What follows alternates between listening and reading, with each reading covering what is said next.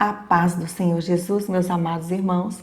Aqui é a missionária Arlete para mais uma pré-aula da Escola Bíblica Dominical da editora Betel neste segundo trimestre de 2018, onde estamos estudando o tema Aperfeiçoamento Cristão, propósito de Deus para o discípulo de Cristo.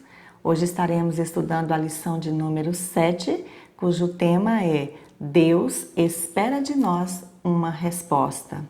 Antes de iniciarmos os comentários desta lição, vamos buscar a presença do nosso professor por excelência, o Espírito Santo de Deus, para que o Senhor nos ilumine e nos direcione na sua palavra. Grande e maravilhoso Deus, nós te louvamos e agradecemos por mais este dia, por mais esta oportunidade de estarmos aqui aprendendo a tua palavra. Senhor, que tu venhas nos direcionar, que tu venhas nos revelar as profundezas da tua palavra, para que possamos aplicá-las na nossa vida a cada dia. Nos ajude a encontrarmos as respostas que precisamos para ti, em nome de Jesus. Amém. Nós agradecemos de coração a cada um dos irmãos que agora nos assiste, que se inscreveu em nosso canal, que deixou o seu like, o seu comentário. Amados, esses comentários são de extrema importância para nós. Eles nos motivam a continuarmos esta obra. E você que já se inscreveu, não se esqueça de ativar o sininho para sempre receber de primeira mão as nossas postagens. Lição de número 7. Deus espera de nós uma resposta. O texto áureo de hoje cita a passagem bíblica que encontra-se em Hebreus, capítulo de número 4 e versículo 2, e diz o seguinte: porque também a nós foram pregadas as boas novas, como a eles, mas a palavra da pregação nada lhes aproveitou, porquanto não estava misturada com a fé naqueles que a ouviram. A verdade aplicada nos diz que nossas respostas e atitudes para com Deus precisam estar de acordo com a sua palavra, que nos revela o que Ele espera de nós. Os textos de referência encontram-se em Gênesis capítulo de número 3, versículo 8 e 9, e Isaías capítulo 5, versículo 1 e 2, e diz o seguinte: e ouviram a voz do Senhor Deus, que passeava no jardim pela viração do dia. E escondeu-se Adão e sua mulher da presença do Senhor Deus entre as árvores do jardim. E chamou o Senhor Deus a Adão e disse-lhe: onde estás? Agora cantarei ao meu amado o cântico do meu querido a respeito da sua vinha. O meu amado tem uma vinha em um outeiro fértil. E a cercou, e a limpou das pedras, e a plantou de excelentes vides, e edificou no meio dela uma torre, e também construiu nela um lagar, e esperava que desse uvas, mas deu uvas bravas. O primeiro objetivo desta lição é ensinar que o homem foi criado por Deus e para Deus. A introdução desta lição nos diz o seguinte: fomos criados para vivermos em comunhão com Deus. Porém, o pecado distanciou o homem do seu Criador. Então, o Senhor tomou a iniciativa para restaurar esta comunhão. Meus amados irmãos, nós sabemos que fomos criados por Deus de uma forma distinta de tudo aquilo que Ele criou. Nós fomos feitos à imagem e semelhança de Deus, conforme Gênesis capítulo 1 e o versículo de número 27, dotados de características tais que nos permitem ter comunhão com Ele, uma relação pessoal com o nosso Criador e exercer, como seus representantes, o governo no mundo. Deus tinha um propósito maravilhoso ao criar a terra e tudo o que nela existe, o mar e tudo o que nele existe, assim como todo o universo. Presentear o ser humano a mais sublime de suas criaturas. Deus fez tudo com muito carinho e projetado para o bem-estar da humanidade. Sobre a criação do homem, a Bíblia de Estudo Pentecostal traz a seguinte consideração: tanto o homem quanto a mulher foi uma criação especial de Deus, não um produto da evolução. O homem e a mulher igualmente foram criados à imagem e semelhança de Deus. À base dessa imagem, podiam comunicar-se com Deus, ter comunhão com Ele e expressar de modo incomparável o seu amor, glória e santidade. Eles fariam isso conhecendo a Deus e obedecendo-o. Eles tinham semelhança moral com Deus, pois não tinham pecado, eram santos, tinham sabedoria, um coração amoroso e o poder de decisão para fazer o certo. Viviam em comunhão pessoal com Deus, que abrangia obediência moral e plena comunhão. Quando Adão e Eva pecaram, sua semelhança moral com Deus foi desvirtuada. Adão reagiu se escondendo de Deus como se isso fosse realmente possível. E você, como tem reagido? Tópico 1: por Deus e para Deus. O comentarista diz aqui na revista que o homem foi criado à imagem de Deus, com capacidade de relacionamento com o Senhor e constituído como mordomo da criação de Deus. Deus declarou através do profeta Isaías 45:12, dizendo: eu fiz a terra e criei nela o homem. Eu o fiz, as minhas mãos estenderam os céus e a todos os seus exércitos dei as minhas ordens. A cada um de nós foi confiada uma responsabilidade. Nossa esfera de domínio começa em nós mesmos, circunda nossos relacionamentos e espalha-se pelas estruturas da sociedade em que trabalhamos e vivemos. Deus nos dotou de qualidades específicas para dominar, governar, frutificar e multiplicar-se. Nos concedeu o intelecto, as emoções, a vontade e o corpo a fim de desfrutarmos do deleite de viver. Temos que dar contas a Ele do que fizermos com o potencial que nos outorgou. Veja o que nos diz a Bíblia em Romanos capítulo 11, o versículo de número 36. Porque dele e por ele e para ele são todas as coisas. Glória, pois, a ele eternamente. Amém. Deus é o começo, o meio e o fim de todas as coisas. Além de ser o Criador, Ele é o sustentador de todo o universo, a fonte de todo o bem e deve ser louvado e eternamente glorificado. Subtópico 1.1: a revelação de Deus. O comentarista nos diz aqui que só é possível conhecermos Deus porque Ele decidiu se revelar. E é nítido na Bíblia o interesse de Deus em ser conhecido pela humanidade. Ao longo da história, Deus tem se revelado de várias formas aos homens, com amor, com grande poder e glória, com todos os seus feitos. Deus se revela na natureza.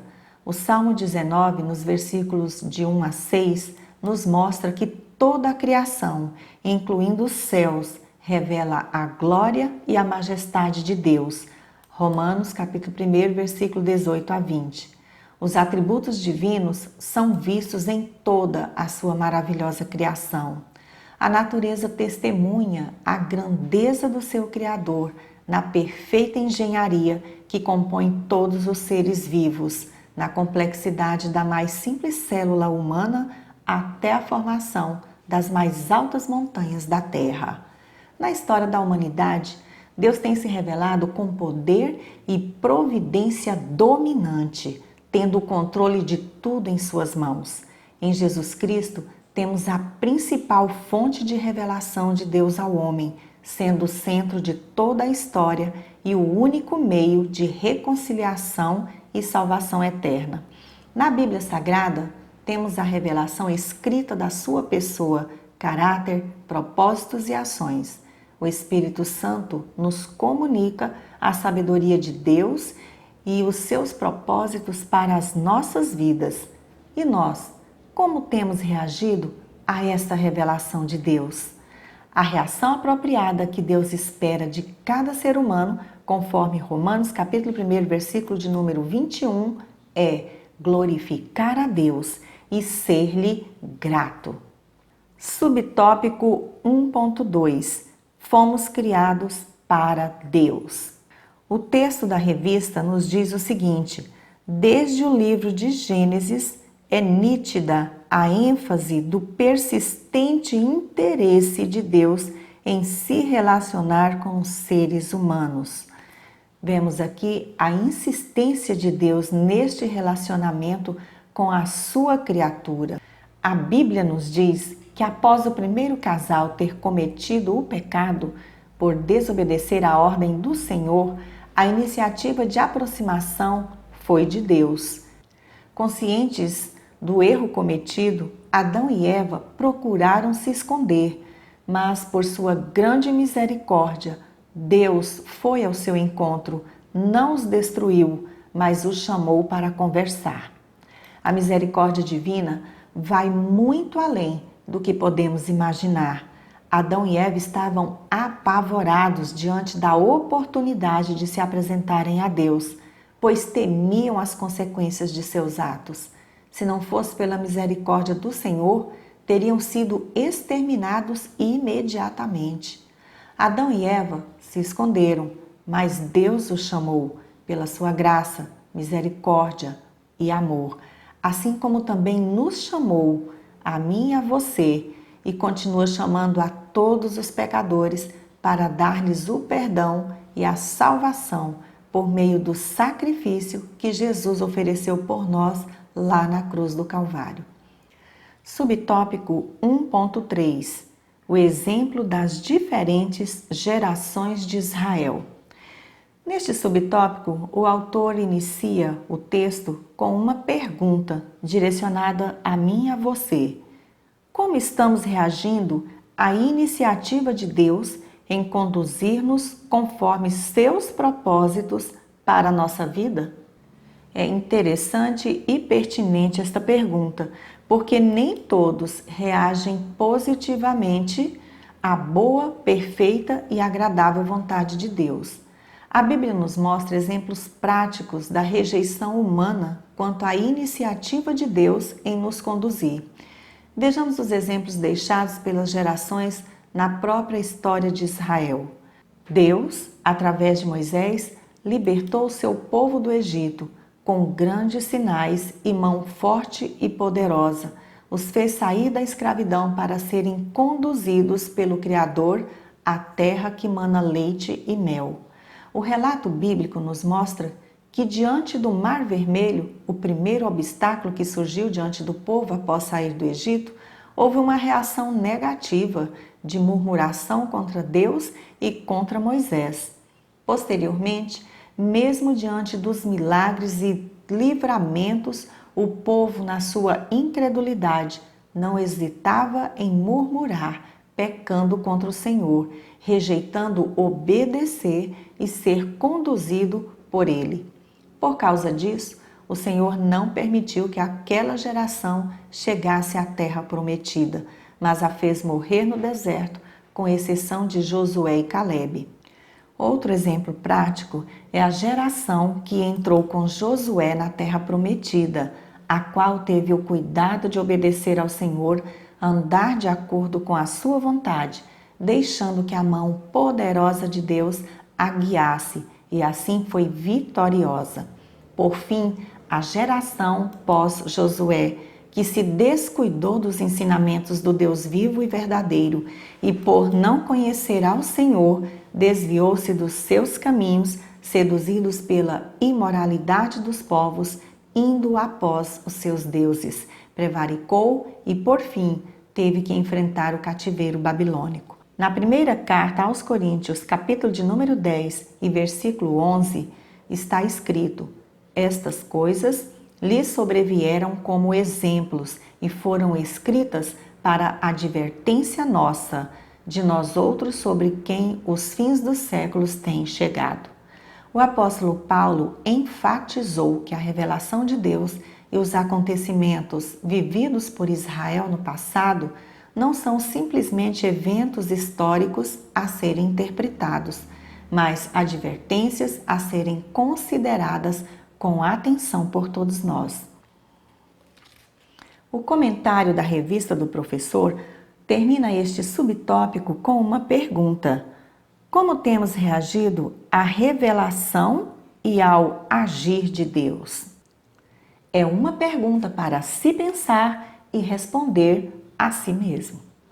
O segundo objetivo desta lição é enfatizar que a atitude humana precisa estar de acordo com a revelação de Deus. Tópico 2. A importância da atitude humana. Professor, neste subtópico é interessante você lançar a pergunta à classe sobre o significado da palavra atitude.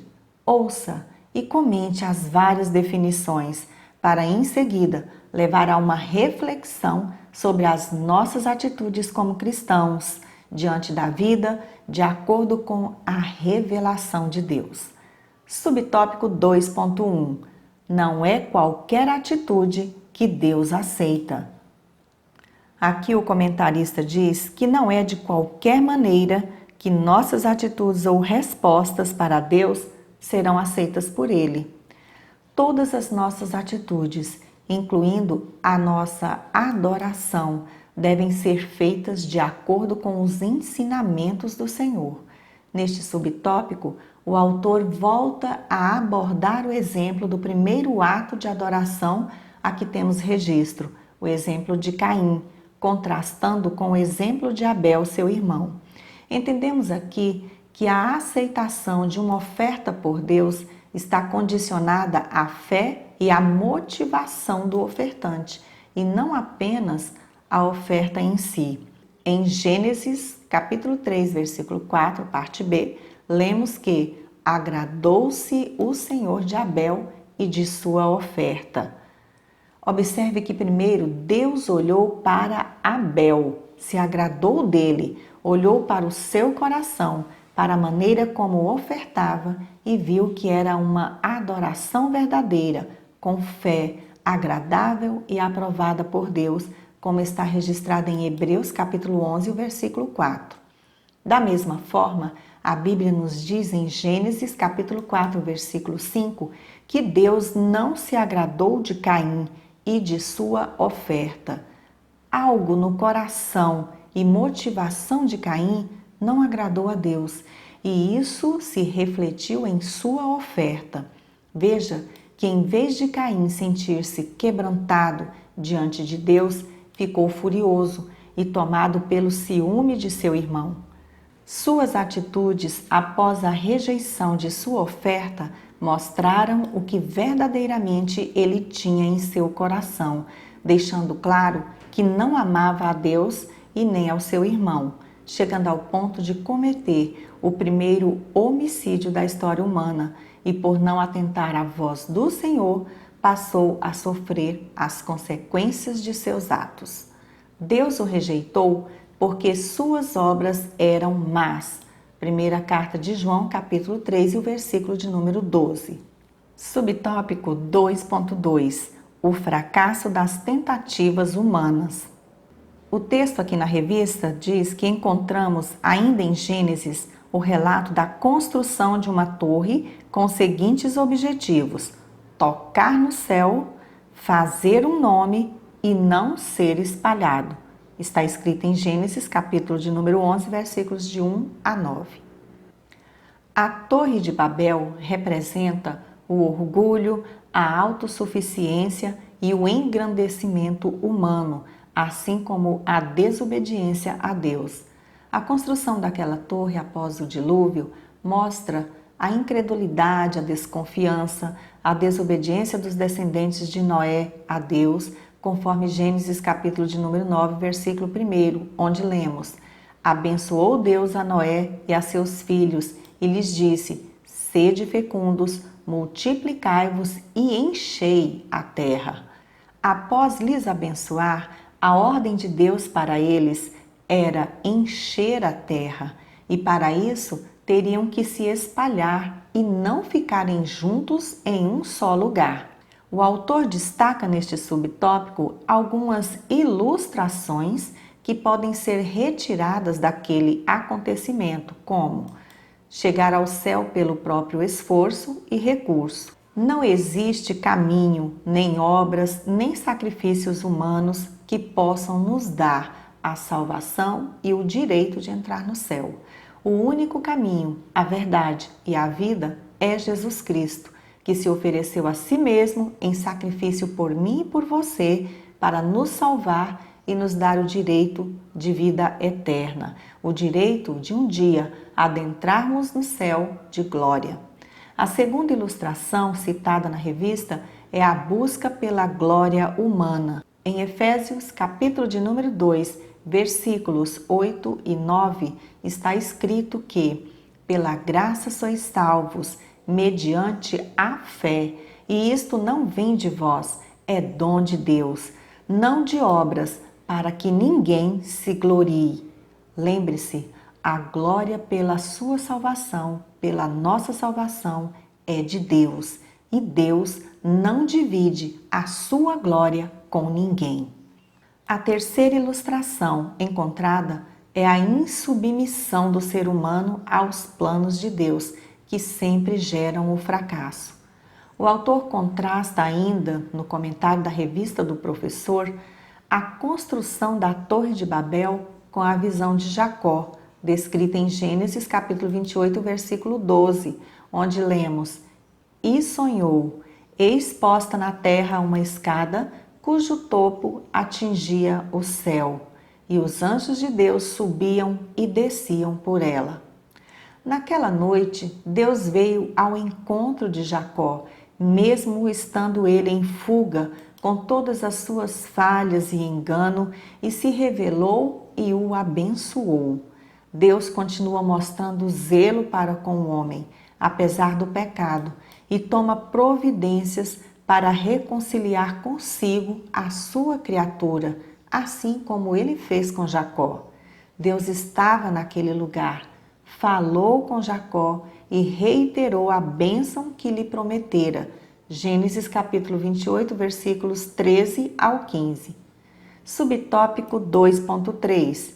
A importância de seguir as instruções divinas.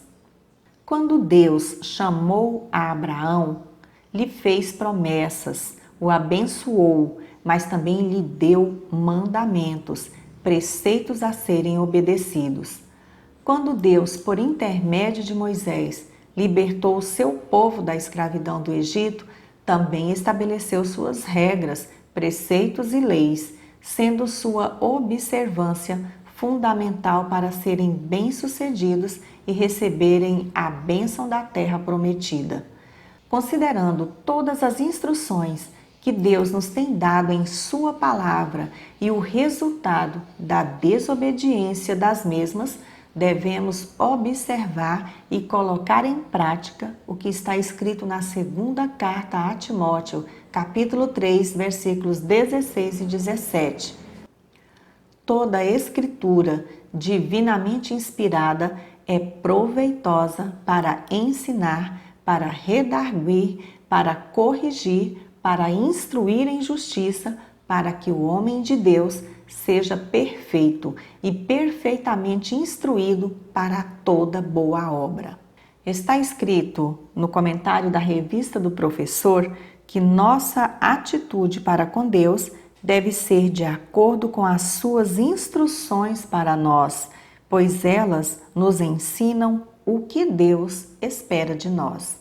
É na leitura da Bíblia Sagrada que encontramos os padrões claros e bem definidos que nos informam o que Deus espera dos seus filhos. O terceiro objetivo desta lição é refletir sobre 3 respostas que Deus espera do ser humano. Tópico 3. Respostas ou atitudes do ser humano.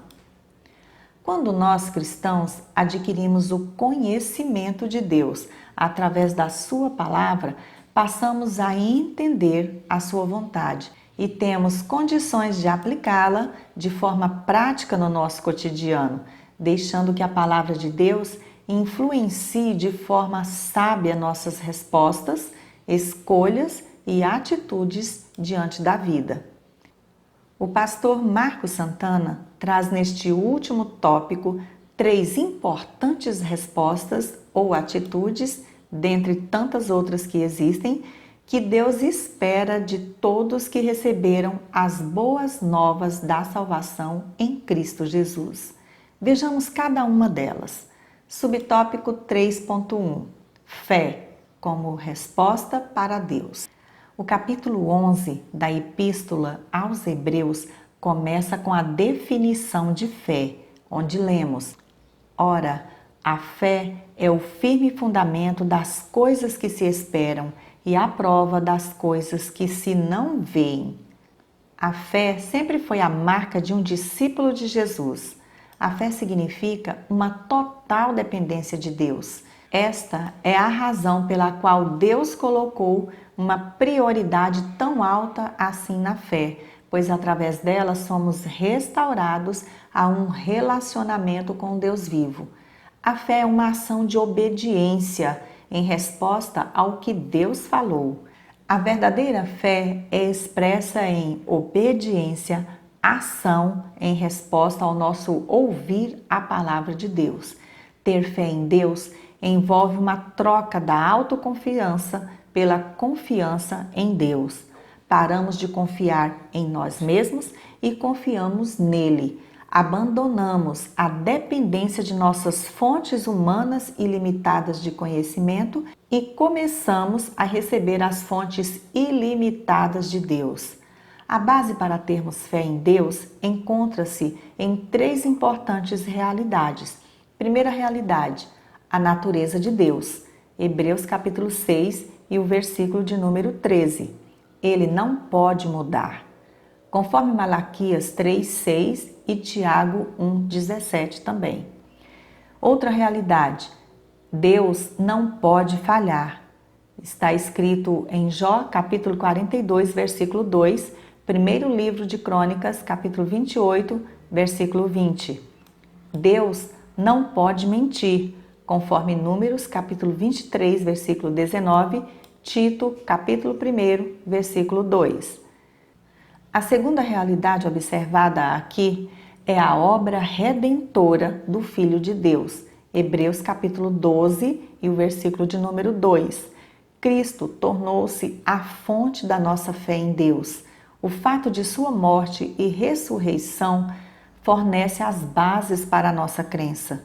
Romanos capítulo 5, o versículo 1 e 2. A terceira realidade que temos é a palavra de Deus, conforme disse Jesus em Mateus capítulo 24 e o versículo 35, Isaías capítulo 40 e o verso de número 8. A palavra de Deus permanece fiel para sempre. A fé vem quando Deus nos traz uma palavra específica direcionada a nós, tornando-se viva e liberando a nossa fé. Quando a nossa fé é provada e aprovada por Deus, o resultado final é sempre a vitória por parte do crente, trazendo isso glória ao nome do Senhor. Professor, neste subtópico, aproveite para dar vários exemplos bíblicos de fé e permita alguém testemunhar de algo em sua vida que foi conquistado pela fé. Isso enriquece muito a nossa aula. Subtópico 3.2: Obediência como resposta para Deus. Na Epístola aos Romanos, capítulo de número 10 e o versículo de número 16, lemos: Mas nem todos obedecem ao Evangelho, pois Isaías diz: Senhor, quem creu na nossa pregação? Os israelitas, assim como muitos hoje em dia, ouviram o Evangelho da salvação, mas se mostraram um povo rebelde, não dando crédito à palavra de Deus e, consequentemente, não a obedecendo. Obedecer nada mais é do que se submeter à vontade de Deus e viver sob o comando dele. Obedecer é uma decisão e quando decidimos por ela, demonstramos o nosso amor a Deus. Você ama Jesus? Então veja o que ele nos diz em João capítulo 14 e o versículo de número 21. Aquele que tem os meus mandamentos e os guarda, este é o que me ama. E aquele que me ama será amado por meu Pai, e eu também o amarei e me manifestarei a ele. Quer ver Deus se manifestar a você? Ame ao Senhor, obedeça, pratique tudo aquilo que Ele com tanto amor nos tem instruído através da sua palavra. Subtópico 3.3 Frutos como resposta para Deus. O comentarista nos diz aqui na revista: Jesus Cristo disse: vos nomeei para que vades e deis fruto, e o vosso fruto permaneça. João capítulo 15, versículo 16. Novamente, uma pergunta para nós: estamos frutificando? Após escolher os seus discípulos, Jesus os comissionou para que dessem frutos e que tais frutos permanecessem por meio da oração. Professor, neste subtópico é muito interessante fazer esta outra pergunta para a classe. Que tipos de frutos devemos produzir para agradar a Deus? Veja o que diz o comentarista na revista do professor. Deus espera que sejamos frutíferos. Para tanto, temos a palavra de Deus, o Espírito Santo, a comunhão com a igreja, o corpo de Cristo e o sangue de Jesus, que nos purifica de todo pecado. Para concluir, mais uma pergunta para a nossa reflexão. Quais têm sido nossas respostas e atitudes diante da ação e da palavra do Senhor em nossa direção? Deus espera de nós uma resposta. Pense nisso. Dica valiosa. Professor, termine a sua aula fazendo uma oração com os seus alunos para que todos encontrem em Deus as respostas de que precisam. Deus espera isso de nós. Convidamos você a acessar o blog revistaebd.com, onde publicamos semanalmente os slides referentes a cada lição, os vídeos com os 3 hinos sugeridos pela revista e mais comentários. Que Deus em Cristo Jesus continue nos abençoando. Abençoe grandemente a sua aula. Continue conosco, nos ajudando nessa obra. Ore por nós. Deixe aqui o seu comentário. Isso nos motiva a continuar este trabalho. Se você gostou desta pré-aula, inscreva-se no nosso canal. Deixe o seu comentário, o seu like e não se esqueça de ativar o sininho para receber de primeira mão as nossas postagens. Que Deus nos abençoe e até a nossa próxima pré-aula, se Deus assim nos permitir.